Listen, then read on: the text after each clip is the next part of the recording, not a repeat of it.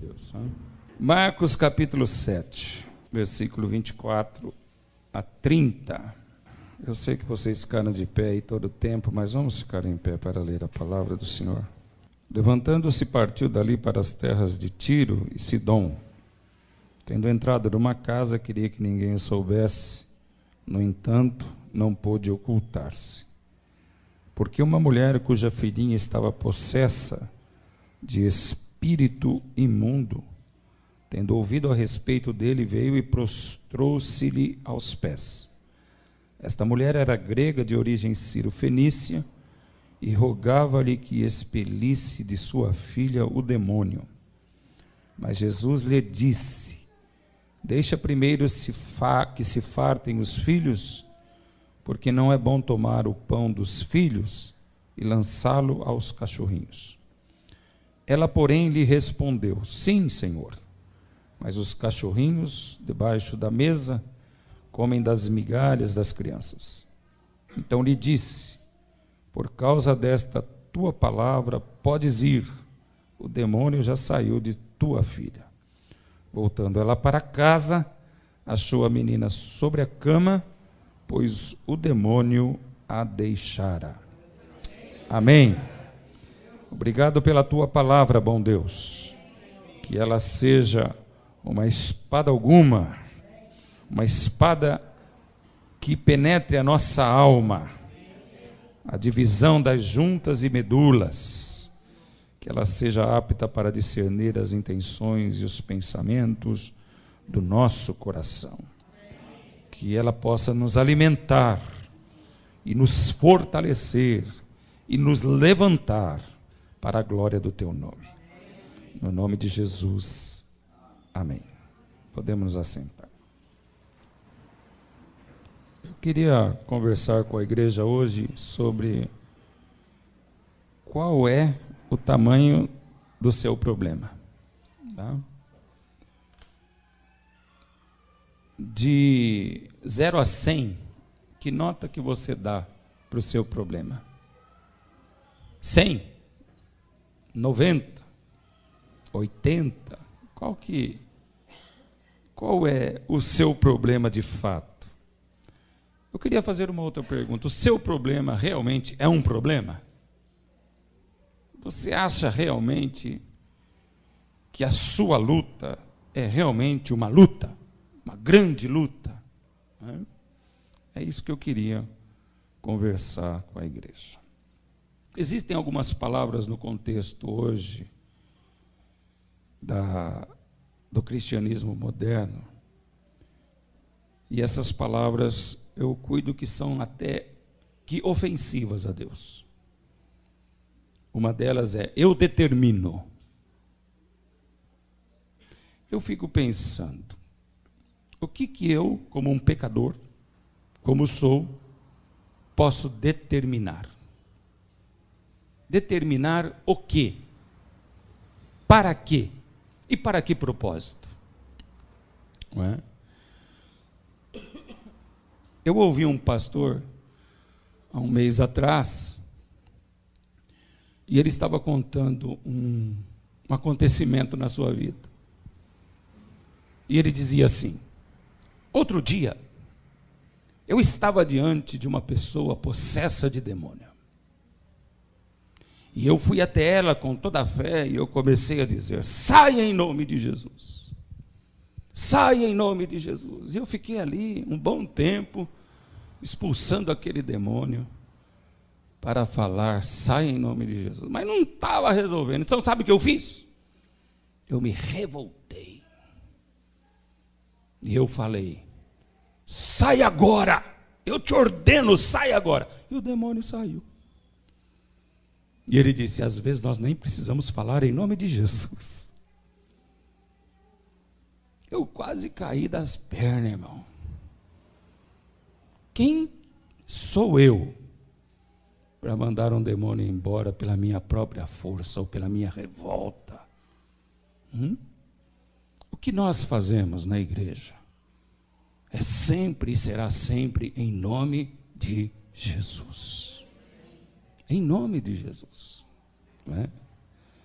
Outra palavra que me deixa assim meio preocupado é: eu declaro. Declaro o quê?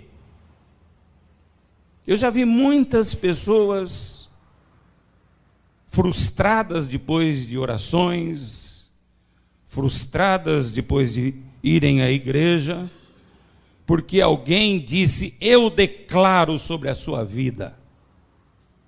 E nada, absolutamente nada aconteceu. Os problemas se arrastaram, se perpetuaram, e não houve quem os resolvesse. A igreja sempre, em toda e qualquer situação, vai depender da cabeça, vai depender de Jesus. A igreja não tem vida própria em si. Nenhum pastor, nenhum líder, nenhum membro tem vida própria em si, para declarar, ou para determinar, ou para fazer qualquer coisa no reino, a não ser pela autoridade de Jesus Cristo, a não ser pelo comando do cabeça da igreja, que é Jesus Cristo. E às vezes, nem sempre, ele quer efetuar um milagre. Às vezes, nem sempre, ele quer acabar com uma situação de tribulação. Às vezes, nem sempre, ele quer aliviar a minha dor. Nós precisamos de uma caminhada com Deus mais intensa e mais extensa para poder entender isso. E às vezes ele nos permite que vivamos situações difíceis por um longo período de tempo, para que nós possamos aprender a conhecê-lo como ele é. E a nos entregar a ele, não porque ele faz alguma coisa, mas porque ele é Deus. Ele é Senhor.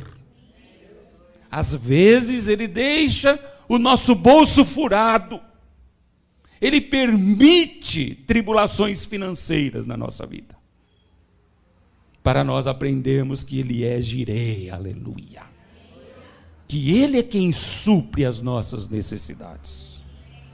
Que embora eu me esforce o mais possível que for, quem vai suprir as minhas necessidades é Jeová Jireh, aleluia. Às vezes, ele permite tristezas profundas nas nossas vidas. E às vezes essas tristezas se estendem por um grande tempo, para que nós também possamos aprender que ele é o Deus consolador das nossas vidas. Para que depois de vividas as tribulações, nós possamos consolar os que tiverem com tribulação, com as mesmas consolações que recebemos dele. É isso que a palavra do Senhor nos diz. Então, muitas vezes, ao orar pelos enfermos, para os que estão passando por tribulações, por momentos difíceis, por situações financeiras difíceis, por problemas com filhos, com pais, com esposa, nós precisamos pedir primeiro discernimento de Deus, para sabermos como orar. Como orar.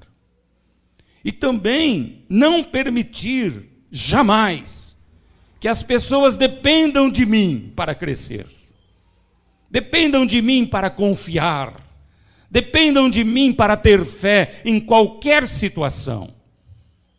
Precisamos levar as pessoas a crer intensamente nos seus corações que o único provedor de todas as coisas é Jesus Cristo, e que a fé deve estar canalizada nele, e somente nele. Nós, homens mortais, somos fracos.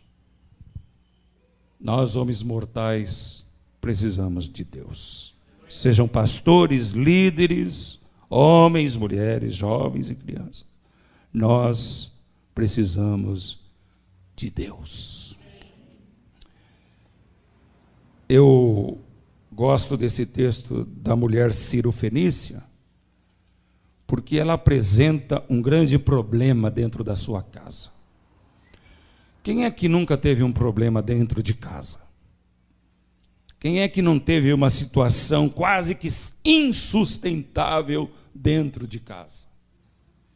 Uma situação em que você talvez tivesse perdido todas as esperanças. E talvez tivesse pensado lá no seu coração: eu vou desistir. Do que me adianta servir a Deus se Ele não me ouve? Do que adianta servir a Deus se Ele não vem ao meu encontro? Eu já passei por momentos assim na minha vida. E eu acredito que todos nós, sem exceção, em algum momento das nossas vidas, vamos achar que Deus está distante e despreocupado com aquilo que eu vivo e com aquilo que eu passo.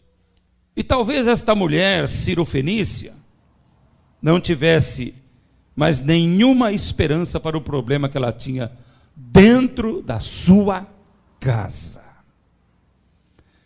É um problema aqui, irmãos, que nós, como filhos de Deus, não temos dentro da nossa casa. Você tem na sua casa um filho endemoniado? Uma esposa endemoniada? Um marido endemoniado? Eu estou falando a crentes, viu, irmãos? A crentes. A crentes. É um problema que nós, como cristãos, não vivemos. Olha como que Deus é bom para conosco. Você pode viver todos os problemas possíveis sobre a face da terra. Mas Deus nos guarda de um problema como esse. Por piores que sejam as nossas dificuldades. Tem marido que briga com a mulher e fala: está endemoniada hoje. Hoje ela está com o cão, né? E vice-versa. Vice-versa. Tem hora que os maridos parecem que estão com o cão, né? Mais longe do que isso. Longe do que a palavra do Senhor nos traz nesse texto. Então ela tem um problema para nós inimaginável. O que é ter uma pessoa endemoniada ao pé da letra dentro de casa? Logicamente que o diabo age em tantas áreas na estrutura do ser humano. Existem pessoas que não estão possessas, mas que estão presas na mente. Talvez este seja o pior de todos os obstáculos, quando Satanás consegue manipular a mente do ser humano. E nessa questão, o crente também muitas vezes é manipulado por Satanás na mente. Embora corporalmente não receba divindades, não é? Na mente muitas vezes ele é aprisionado e ele é encarcerado. E para esse tipo de problema só existe uma solução: jejum e oração. Não se expulsa o demônio manipulador de mente. O manipulador de mente é derrotado apenas com jejum e oração. Mas vamos voltar aqui.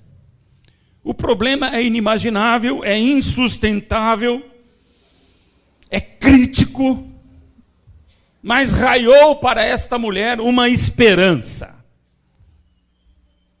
E talvez ela, olhando para Jesus e sabendo que ele estava ali pelas terras de Tiro e Sidom, ela tenha pensado, como muitas vezes você pensou: agora os meus problemas vão acabar porque aquele homem dos milagres está aí.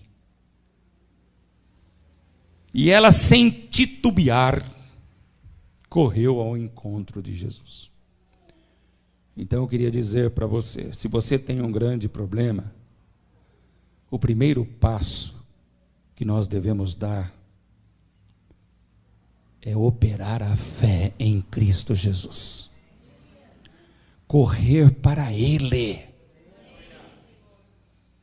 Orar para Ele.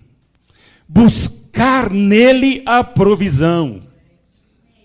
Ainda que parece insolucionável, crítico demais, correr para o Mestre, ir de encontro a Jesus. Este é o primeiro passo para que Deus haja no seu grande problema. E ela foi, ouviu a respeito dele, e ela foi e se prostrou aos pés de Jesus.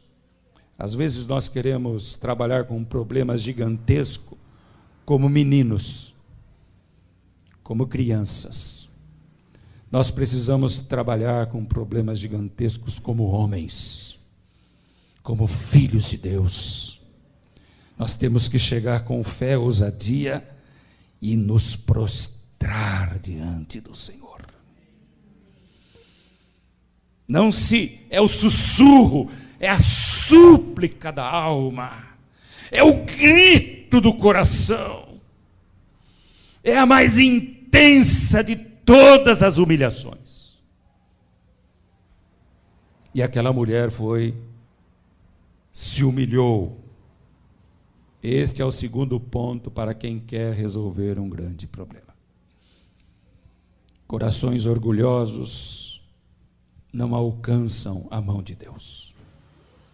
Corações que acham que sabem de tudo e que com imponência chegam diante de Deus, não podem alcançar o coração e a mão de Deus.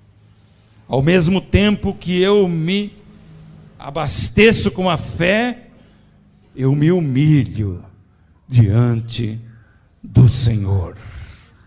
Porque aqui está o problema. Ele é grande demais para mim. Eu creio que tu podes me ajudar, Senhor. Então eu me humilho diante da sua presença.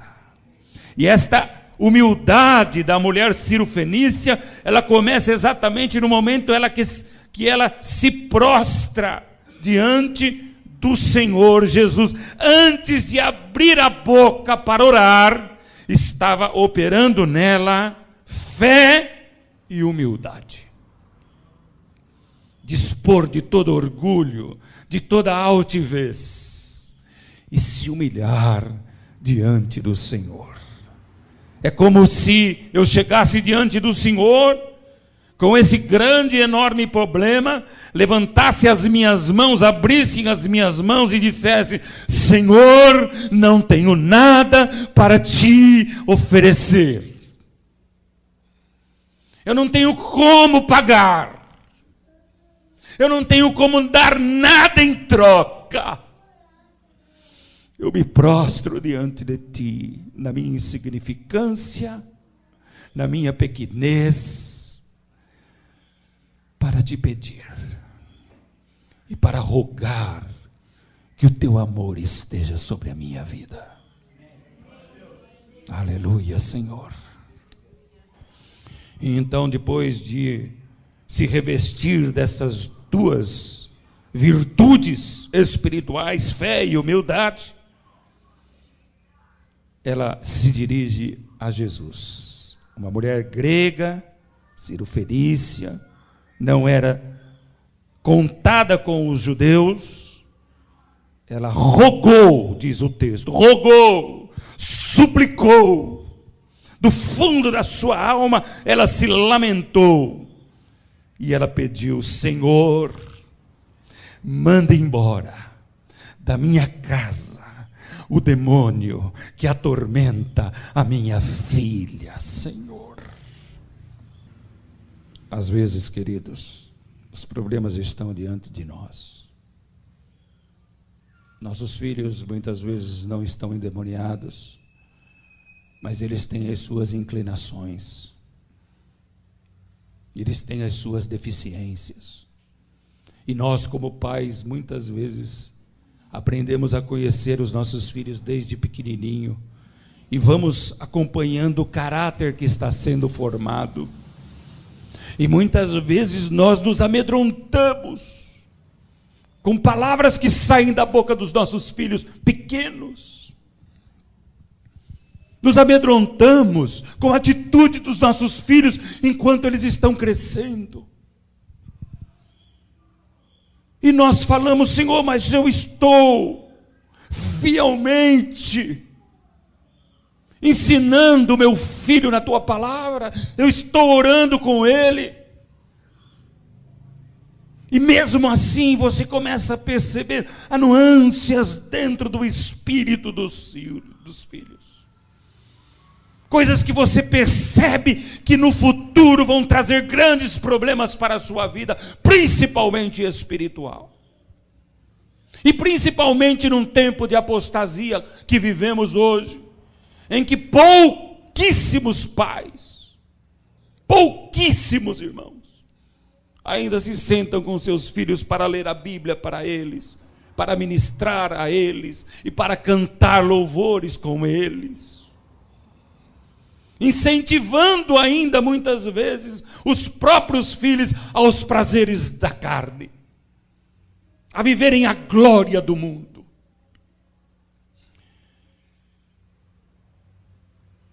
Como que nós podemos administrar sobre os nossos filhos, se não nos revestirmos da fé e de humildade diante do Senhor?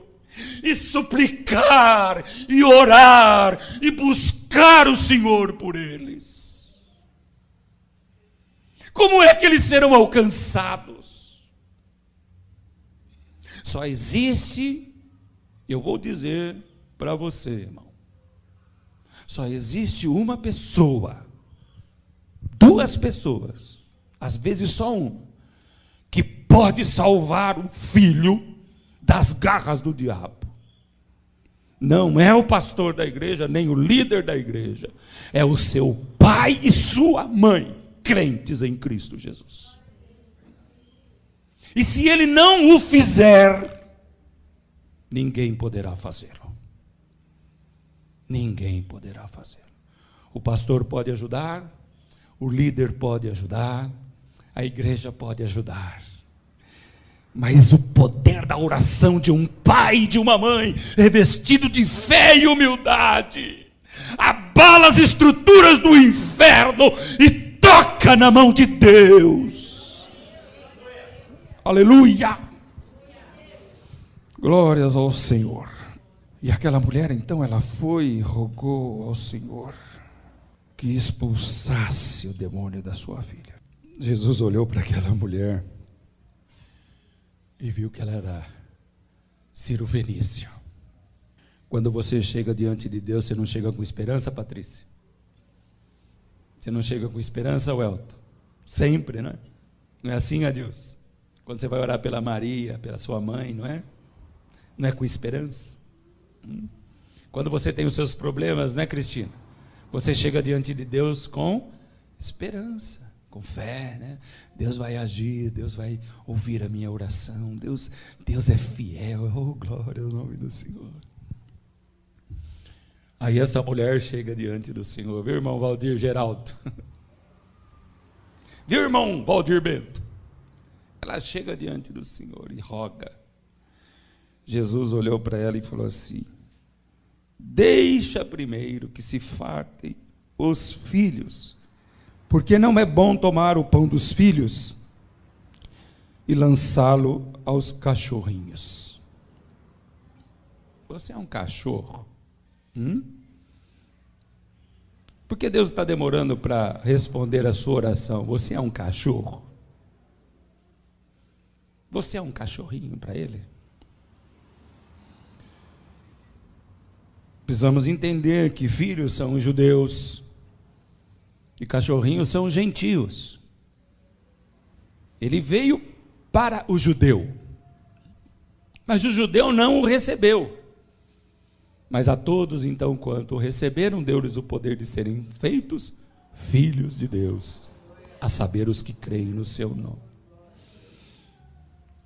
Puxa vida, eu me revesti de fé, eu me molhei, eu me prostrei, e o Senhor me chama de cachorrinho.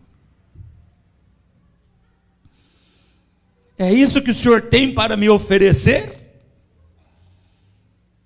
Para um coração como o meu, perturbado, aflito, que chora constantemente o meu problema? É isso que o Senhor tem para mim? É isso que devo esperar de ti? Que o Senhor faz acepção de pessoas? Quando vai tratar com problemas, o Senhor faz acepção de pessoas? É isso. Ela poderia se levantar e dizer a Jesus: vá, valas! Que Deus que é você? Eu pensei que você fosse amoroso, companheiro, amigo, mas estou vendo que o Senhor faz acepção de pessoas. Um o Senhor cura, resolve os problemas, e de outros não. Então fique aí com a sua palavra. Será que tem gente fazendo isso na igreja hoje? Não digo na nossa, graças a Deus, na nossa não. Quantos milhares de pessoas estão procurando Deus por aquilo que Ele faz, e somente por aquilo que Ele faz. Eu vi de uma igreja também, eles têm um trabalho especial para empresários. Tem uma noite especial para empresários. E depois do culto eles entrevistam os empresários. E um estava falando assim: agora sim, eu aprendi o caminho. E eu não vou mais faltar às segundas-feiras. Que coisa, né? Então foi bom, foi ótimo. Segunda-feira fiel. Porque segunda-feira é o dia dos empresários prosperarem. Longe, completamente longe do reino, das coisas celestiais de Deus. Quantos milhares de pessoas querem Deus para se enriquecer, para ganhar bênçãos? Quantas milhares de pessoas, quantos irmãos estão por aí, dentro das igrejas evangélicas, também. Mas esta mulher, ela pensou diferente. Eu continuo com o problema, mesmo depois dele falar desta maneira para mim. Mesmo depois dele falar que ele está preocupado com os filhos, não com os cachorrinhos. Eu continuo com o problema. E quem poderá resolvê-lo? Quem poderá? Ninguém. Então ela se prostra, ela continua humilde. Você pensa que é fácil se humilhar diante do Senhor? Porque a humilhação vem, muitas vezes, mais intensa no coração do crente que conhece a Deus, quando ele passa por problemas. Quando é que se conhece o coração de um crente? De verdade. É quando ele vive um grande problema e não atribui a Deus qualquer engano ou qualquer culpa. O seu coração continua íntegro diante do Senhor. Não há como conhecer o coração de um crente a não ser no meio de um grande problema.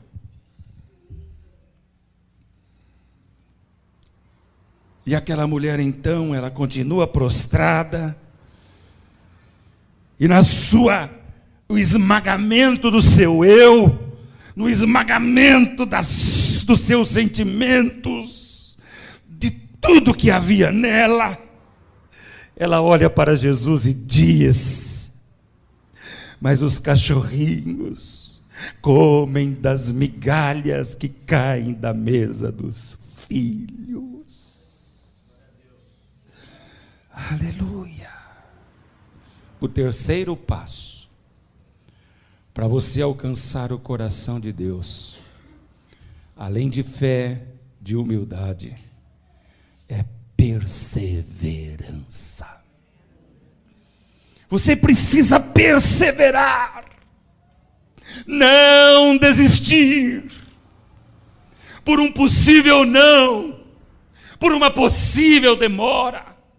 Persevere e não deixe de acreditar. O choro pode durar uma noite toda, mas a alegria virá pela manhã. Aleluia, Senhor, glórias ao teu nome, ó Deus.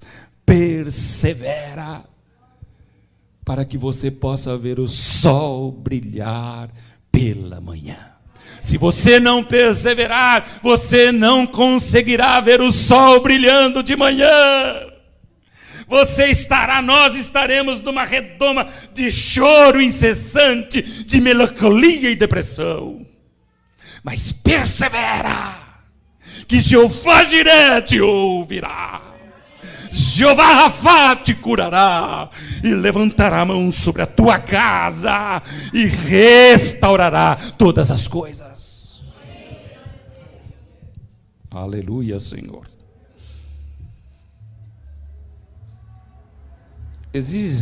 Houve vários momentos no ministério de Jesus que ele se encantou com a fé daqueles que não eram judeus. E operou sinais e maravilhas para com eles. E aqui está mais um exemplo disso.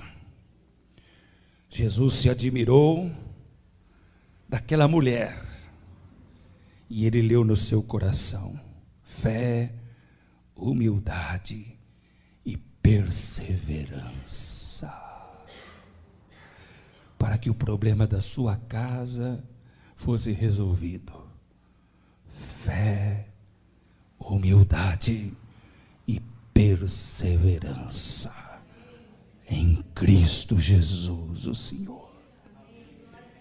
Então Jesus lhe disse: por causa desta palavra, podes ir, o demônio já saiu de tua filha. Olha só, irmãos, por causa da tua palavra, do teu proceder, porque as palavras acompanham procedimentos, as palavras acompanham testemunho de vida. Do que a nossa boca fala? A nossa boca fala do que há no coração. No coração desta mulher havia fé, humildade e perseverança. Então ela soube como tratar o seu problema com Deus. Ela soube como orar. Ela soube como se comportar diante do Senhor. Ela deixou toda a insanidade de palavras. Ela deixou as palavras que pudessem retoricamente ser algo especial. A palavra daquela mulher foi robustecida de poder. Por esta palavra, você pode ir embora, porque o demônio já saiu da sua filha.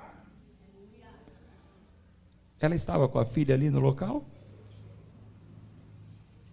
Ela levou a filha endemoniada presa. Ela levou roupa da menina, levou lenço da menina, levou o sapato da menina. Não levou nada, irmão. Ela levou fé, humildade e perseverança. E ela clamou ao Senhor dos Senhores, ao Rei dos Reis, Jesus Cristo libertador, aleluia. E Jesus estava tão longe daquela moça. Ele não falou, sai demônio, aleluia. Eu te ordeno, onde você está e sai. Ele só falou, vai que o demônio foi embora. E quando ele falou para aquela mulher, vai que o demônio foi embora, o demônio lá onde estava estribuchou e saiu, porque veio ao seu encontro o poder de Cristo, aleluia. Mas cadê ele? Cadê ele? Eu não sei, eu não estou vendo ele. Sai, ele vem vindo. O seu poder está chegando. Então eu queria dizer para você hoje, querido, em nome de Jesus, quais os problemas que você tem na sua casa? É de relacionamentos, de marido e esposa, é com filhos, é financeiro, é enfermidade, fé, humildade, perseverança. E Deus vai ordenar em Cristo Jesus. E todas as hostes espirituais que lutam com você, para que o seu problema se perpetue, sejam arrancados de dentro da tua casa, pelo poder de Cristo, aleluia.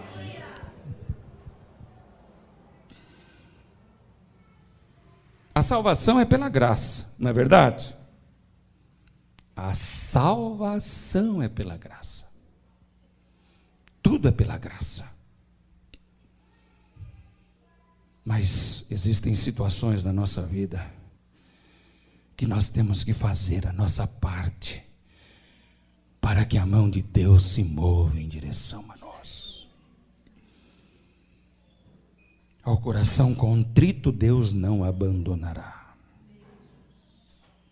O salmista diz, Deus não negará bem algum aos que vivem corretamente. O homem fazendo a sua parte. O homem de Deus fazendo a sua parte. Então você vai dizer, puxa vida, pastor, glória a Deus, eu precisava mesmo ouvir isso. Que Deus liberta, que Deus livra, que Deus faz sinais e maravilhas. Aquela mulher voltou para casa, a menina estava na cama lá, descansando, porque o demônio já tinha deixado ela. Então agora eu vou ter mais fé. Eu vou me revestir de fé, de humildade, e eu vou perseverar. Mas para que vocês não deixem a igreja enganados, eu preciso dizer uma coisa para vocês. Nem sempre Deus vai resolver o seu problema, irmão. E o que você vai fazer se Ele não resolver? Vai desistir? Vai voltar para o Egito? Nem sempre Deus resolve problemas. Nem sempre a esposa cristã que tem marido infiel vai ver o seu marido convertido. Ele pode morrer sem entregar o coração a Jesus. Nem sempre um pai vai ver os problemas do seu filho serem resolvidos. A coisa está no coração de cada um. E há corações mais duros do que a gente possa imaginar. Nem sempre uma enfermidade vai ser curada. Pode ser do seu pai, da sua mãe, do seu filho, do seu parente, do seu amigo. E essa pessoa, depois de tanta luta, de tanta oração, de tanta fé, humildade e perseverança, vai morrer com aquele mal.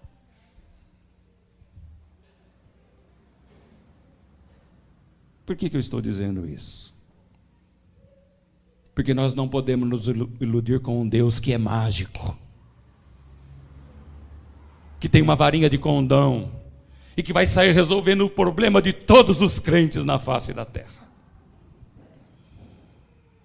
Deus nunca fará nada que não seja para a glória do seu nome. Deus nunca fará nada se o nome do Senhor Jesus Cristo não for glorificado. Nunca, irmãos. Nunca. Para ilustrar esta verdade, pelo menos ela precisa estar consciente nas nossas mentes. Isso precisa estar aqui, na minha mente. Vocês se lembram de Sadraque, Mesaque e Abednego? Todos aqui, a grande maioria, sabem daquela história. E quando a gente fala em Sadraque, Mesaque e Abednego, a gente fala fornalha de fogo ardente. Essa mulher estava dentro de uma fornalha, não estava? Fornalha de fogo ardente. Foram lançados lá e depois não tinha 3, tinha 4. E um era semelhante, o seu aspecto era semelhante aos deuses. Que coisa linda, a igreja fala glória a Deus, não é assim, irmão? Oh, aleluia, esse é o nosso Deus. Mas volta um pouquinho atrás. Qual era o edito do rei? Quando se tocarem os instrumentos, todo cidadão do reino da Babilônia deverá se prostrar diante do quê? Da estátua que ele tinha erigido. Uma das grandes dificuldades de nós termos fé, humildade e perseverança são as estátuas que estão sendo colocadas diante de nós no nosso caminhar com Cristo. Estátuas que ministram sobre nós glória, poder, riqueza, conforto. Basta você se desligar um pouco e já existe um bezerro de ouro na sua frente. Já existe um bezerro de ouro na minha frente, tentando impedir a minha caminhada com o Senhor. Mas aqueles homens, Sadraque, Mesaque e Abednego, ouviram o som dos instrumentos e eles continuaram o quê? De pé. Rei, teve 3 lá que não se dobrou. Chama eles aqui, rápido. Por que vocês não se dobraram a minha estátua? Vocês não sabem que vão morrer se não se dobrarem? Aí vem a consciência cristã de que Deus pode fazer, mas se Ele não fizer, ainda será o meu Deus. Rei, fica tu sabendo que o Deus que eu sirvo, Ele tem poder para me livrar da tua mão.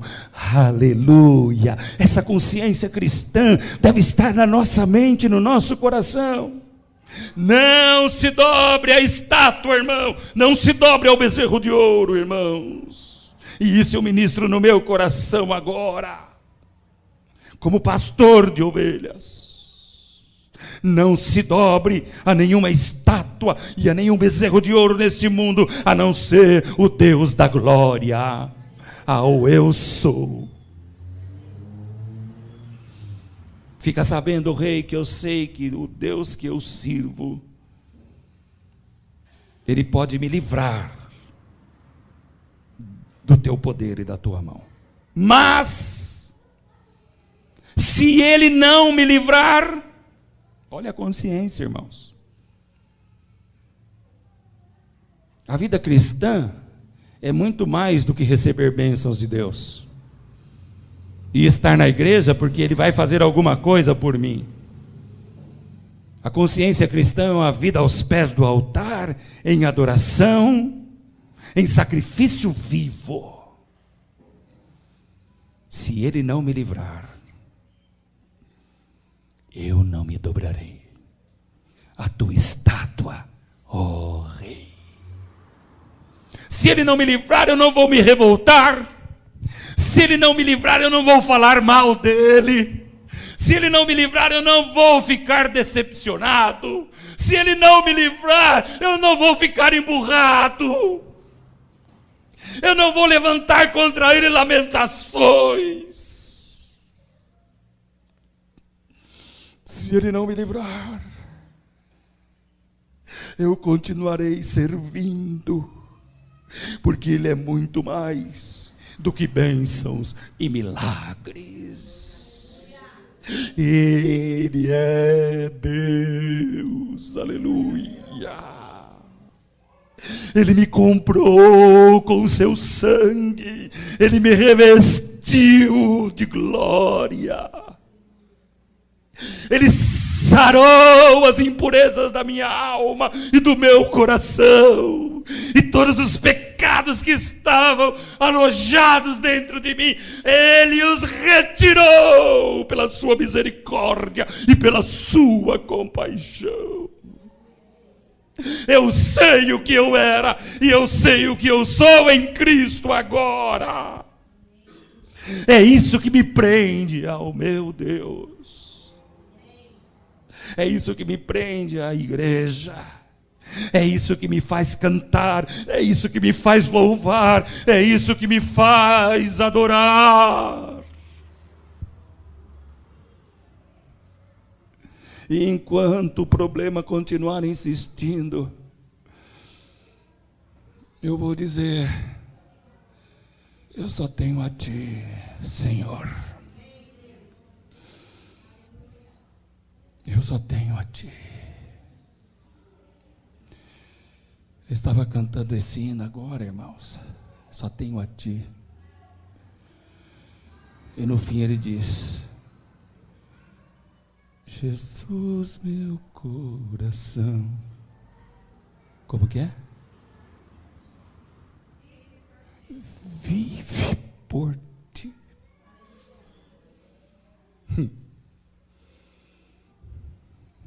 Olha, irmãos, você não pode cantar mentiras para Jesus. Olha só o que nós cantamos aqui nesta manhã. Jesus, meu coração vive por Ti.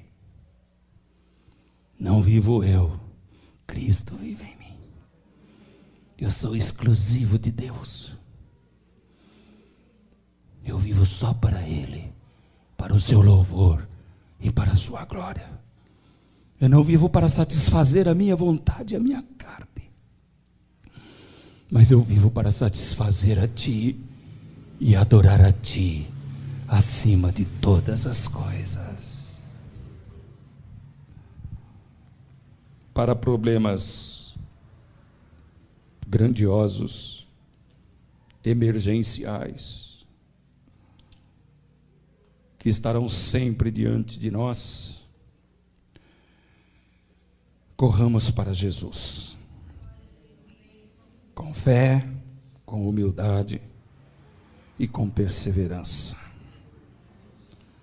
E mesmo assim, depois disso, deixemos Ele tratar os problemas como lhe é conveniente, porque no fim de todas as coisas, tudo coopera para o bem daqueles que amam a Deus. Amém. Vamos ficar em pé. Eu gostaria de orar pelos enfermos da igreja. Igreja, levante a sua mão direita agora.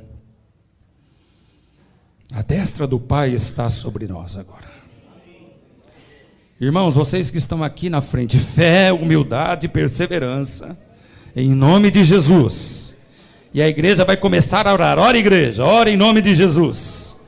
Comece a orar com ousadia agora. Comece a buscar o Senhor por essas vidas agora, em nome de Jesus. Você pode não saber os nomes, mas Deus sabe quem essas pessoas estão representando aqui no seu altar. E nós clamamos a Deus para que esses grandes problemas sejam arrancados dentro dessas casas, e que o poder de Deus possa operar em nome de Jesus, e que a Tua graça possa superabundar em nome de Jesus, em cada vida, em cada coração, para o louvor da sua glória. Para o louvor da sua glória. Vai operando agora, Senhor, retirando toda fonte de mal, retirando, Senhor, toda enfermidade, resgatando essas vidas dos seus problemas, em nome de Jesus Cristo, o Senhor. Sejam eles físicos, espirituais, emocionais, o sangue de Jesus tem poder. Diga comigo, igreja, o sangue de Jesus tem poder. O sangue de Jesus tem poder, aleluia. Em nome de Jesus sejam abençoados. Em nome de Jesus sejam alcançados para o louvor da sua glória. E a igreja diz amém. Amém. Glória a Deus. Aleluia. Vamos aplaudir o Senhor, Rei dos reis, Senhor dos senhores, Deus eterno sobre as nossas vidas. Aleluia. Aleluia. Diga glória a Deus, igreja. Diga aleluia. Bendito seja o teu nome. Ele é fiel. Ele é fiel. Ele é fiel. Que a graça do nosso Senhor e Salvador Jesus Cristo, que o amor de Deus o Pai e as consolações e a comunhão do Espírito estejam sobre vós. E a igreja diz amém. Glória a Deus. Vai na tua força, em nome de Jesus.